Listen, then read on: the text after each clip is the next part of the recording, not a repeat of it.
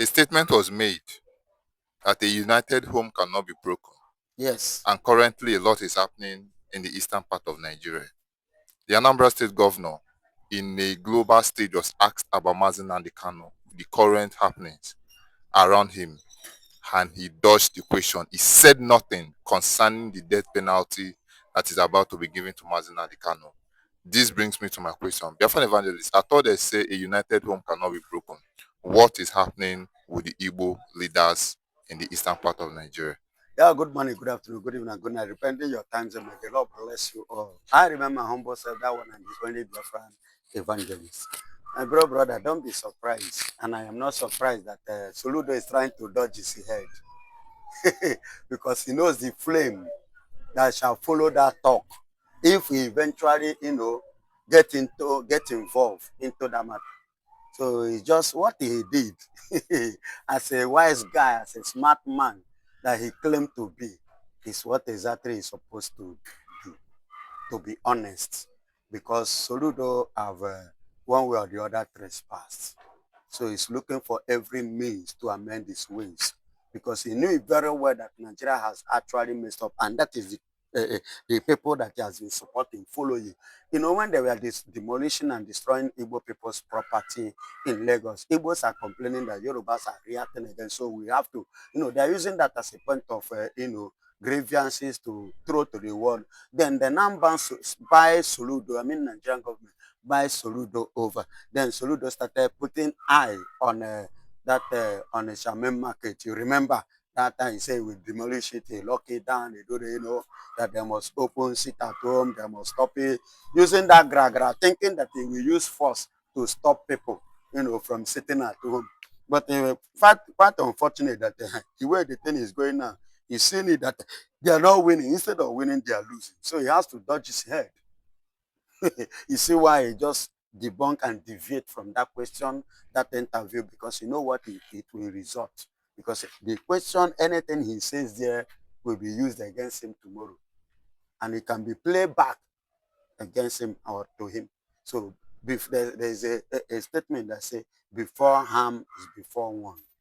Do you understand? So that's why he played that game. But let me tell you this.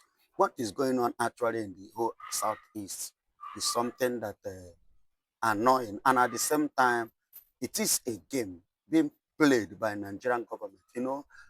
Before we have a eastern region, northern and the west, but after the war something happened, divide and rule system of government broke out, and that divide and rule only broke out only in the axis of the east, not in the west and not in the north, only in the east, because these people are the people looking for a way to leave the country.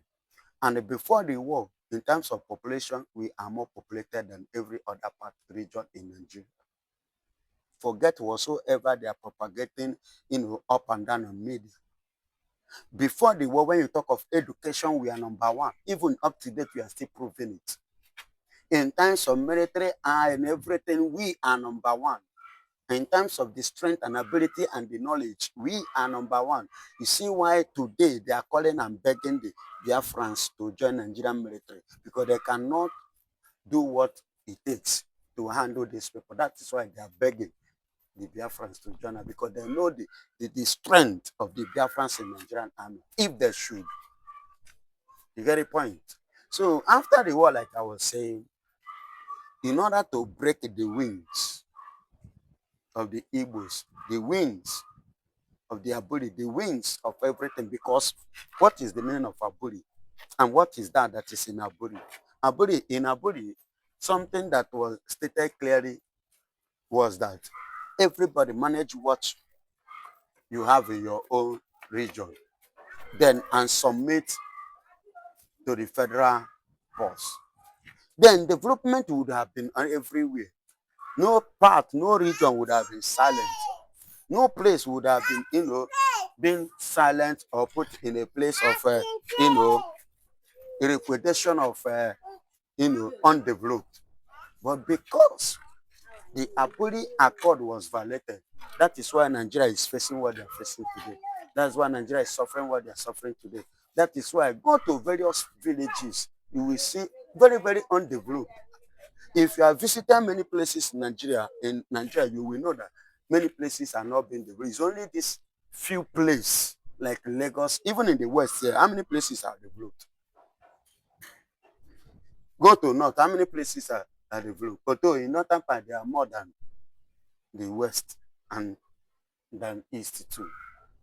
So now, come to talk about this. We are talking about they refuse that ability.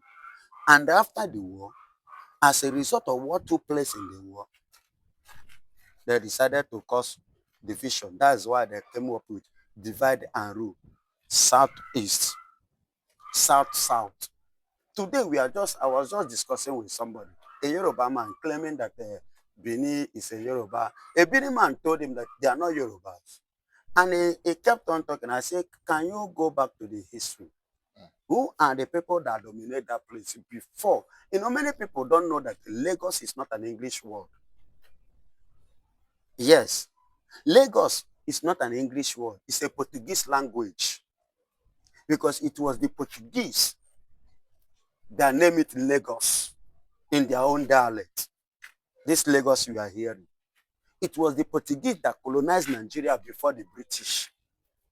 And it was the Portuguese.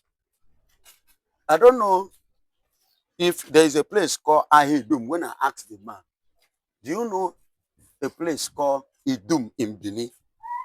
Ask the meaning of Idum. Who are the people that are there?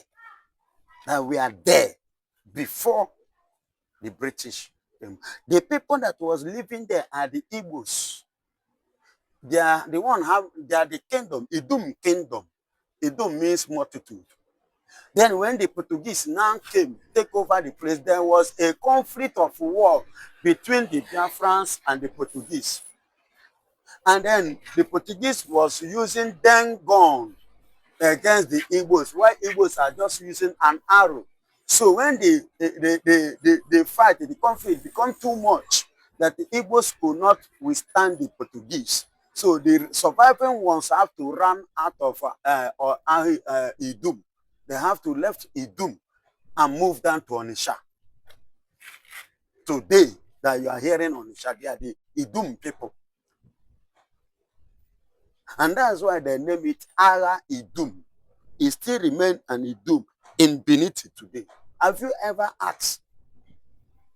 So my brother, when they saw all these things, they decided with the strength Ojukwu, put, portray, show, imagine the world like Egypt, UK, Russia. Remember, at that time, Russia were the USSR. They are number one in the world.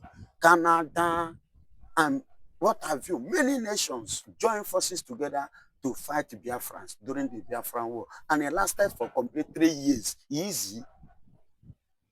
With the strength, that strength, and Ojukwu conquered up to Ore that you are hearing today. All the way from Enugu, because then Enugu was a province, and that is the capital of the Biafra. As at that time, that is where Ojukwu was the governor of the eastern region. All the way from Enugu down to Ore. What they remain again? You want to enter Lagos to conquer Goa. And once you conquer capital, you have conquered. That was when these people now rose against Biafra. So, and after that, they now say, because of this, let's divide these people. Let's split them. And that is why today, a banker will come, he will tell you, say, I know be Igbo. Wari go come, he go say, I know be Igbo. Even this place I mentioned, Ibinina will tell you, say, I'm not Igbo. Ikwerego, I'm not Igbo. This one will come, I'm not Igbo. I am south to south. I am south to east. I am this, I am that. Where were you before the creation? Where were you before the division? But why is it that this division, southeast and south-south, why is it that they are not playing in the west? There's nothing like southwest and southeast in the west. In the north, nothing like south-south and south-north. But all these things is only playing in the axis of the east. Because why? They know that if we remain together, we will achieve the goal. See how they start their confusion. in order to scatter, to split the two brothers. And that same thing now entered, they grew to the point, even as it is now. Imagine Okonkwo now ranting, talking rubbish against his own fellow. Imagine the other one saying name now daily, going against it. Imagine Hope Uzodinma, bringing Fulani to unalive his own people. Imagine Peter Mba having an evidence against his own. All these things, they started creating differences, enmities, imparting some greedy, spirit and mindset in the heart of brothers, causing division so that we will not be able to stand and win the war. But glory be to God that today, with the help of God Almighty, raising somebody like Nnamdi Kanu, who came at the right time, I believe, to do what? Able to manage, able to relate, able to communicate, able to concur, able to pass a message, a meaningful and a relative message to the ears of many Biafrans that led both Igbanko today claiming yes of a truth. We have accepted that we are from Igbo, saying that Ikwere people now, Ikweteze now agreed that of a, yes, actually we have traced our roots, our origin, we are from Igbo. Do you know that during the war, Onisha people did not join the war? They are calling us Nwoni Igbo. Onisha people, they are calling us Nwoni Igbo. The Onisha, even during that, they did not support. They say it's not there. Even they are calling us Onisha. Go, Onisha people, go. For you to see how these people has polluted, how they have caused confusion in the midst of the brothers, just for them to do what? To destabilize this vision. But glory be to God, that God still remains faithful, that He has made it possible that one day we shall stand. And God uses Kanu to unite us gradually now, as you can see what is playing today, not to compare as at that time or after the war. If you watch it globally now, the people who believe that Biafra is a curse are now accepting Biafra as what? As a blessing. Because they have watched us, all ramifications, see it that these people that the British condemned, they were scared. Within the space of 3 months during the war, Ogbunigwe, mass destruction was produced. It's scary. So they now use that as a strategy to convince the world that these people, if you allow them, they will rule the world. And the kings doesn't always be happy to see a junior to come and overthrow them. And that was what make King Herod commit atrocity, which he committed during the days of our Lord Jesus Christ, when he sent soldiers to go and kill children at the rate of a day old down to 4 years, where he was hunting to kill Jesus Christ. You understand? So that was what the British presented before the war. And today, that's why everybody is running away from, involving and engaging himself in Biafra. But today, God have made it that the way they said it and the way they presented it was not actually the way it looked like. So the world is seeing the truth. And that is why it has become a global phenomenon, matter that the people that matters has to look into it, including Russia, even as we speak. God save an evangelist as usual. You've done super analysis to it. So what you should simply try, what you told us now is that this division of the Igbos have started from the onset, that it was all orchestrated and planned by the British government. Yes, and So Nigerian government. And Nigerian government, that is what is still happening currently. Yes. Now, it is said that something cannot be hot and cold at the same time. Now, they have tagged the Igbos not to be worthy to be in Nigeria, that the Igbos are full of themselves. Now, the Igbos have come out to say that they should let them go. They still do not want to allow them go. And now their brothers are still fighting against themselves. The British government now coming out currently to speak for Nnamdi Kanu. Biafran evangelist, what do you think exactly could that would put an end to this misery of the way they're treating the Igbos? The only solution to this is give Nnamdi Kanu his mandate. And that his mandate is not that mandate than Biafra. So that the Igbos will go and manage and serve their God. Just like as it was in the Bible. let my people go. Let them go and serve me. And let's assume in Egypt too, that Israel still remain in Egypt. Israel wouldn't have been where they are today. And even that Israel did not stand up to defend it, Israel wouldn't have been where they are today. Take a look, 1948, thereabouts, 47, 48, during the Second World War, after the Second World War. Take a look till today making it 70 some 80 years, if I'm not mistaken, 78 years. Then I want you to take a look the level of Israel today and the level of many countries today who are older than Israel. I want you to check, put them in a scale, weigh them, and balance them. You will agree. Do you know what funnies me? That even during the war, then, as at that time, Israel is not up to 1,000, up to 500. They are just 200 in population, ordinary 200. They fought how many people? Saudi Arabia, Egypt, Libya, and many Arab nations, and they conquer.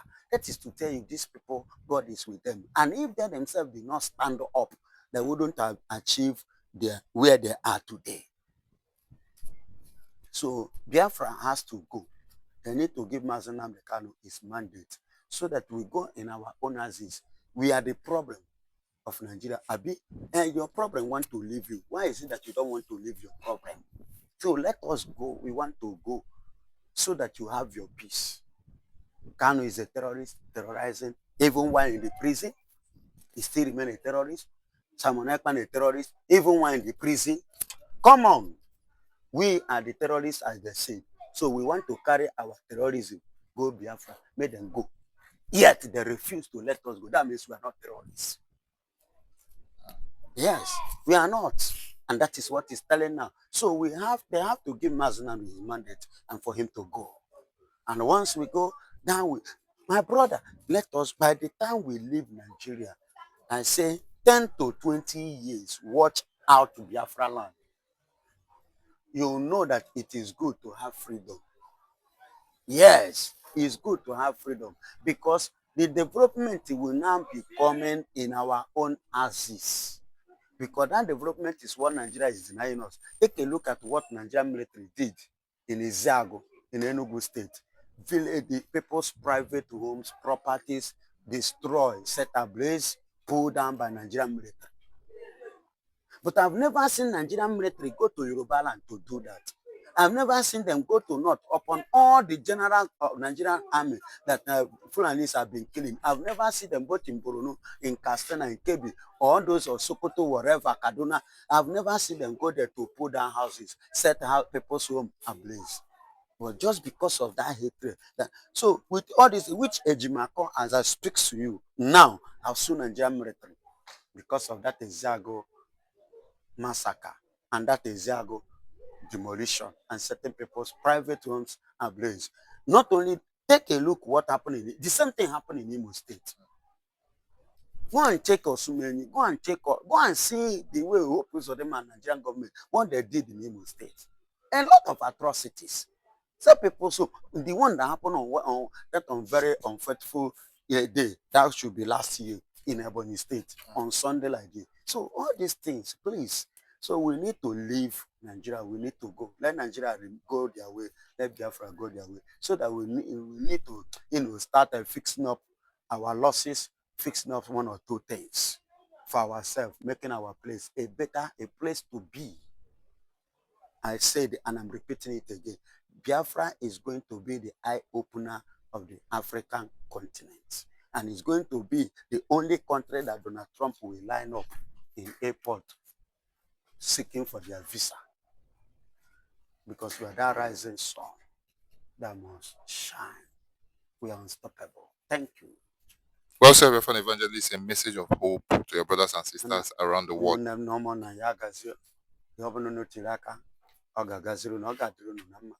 Unu ka na-ejeje na-abata n'eke na orie na bụ na nkwọ ọ ga-agaziri n'aha Jizọs. Ana o nwere nchọrọ unu atụ na-egwu gị ka m nọnyere ele n'anya gburugburu n'ụjọ n'ihi na m onwe m bụ Chineke gị ihu m ga-agba gị ume m ga-enyere gị aka m ga-agọzikwa gị onye oh my God ọ ga-adịrị unu na mma. O nwere ihe ga-eme Maazị Nnamdi Kanu. Ihe niile Naijiria na-eme bụ ka e were mara ma ọ ga-atụ ụjọ ọnwụ kwete n'ihe a chọrọ na ọ gafegoro dike ka ọ bụ dimkpa ka ọ bụ odogwu karịrị odogwu.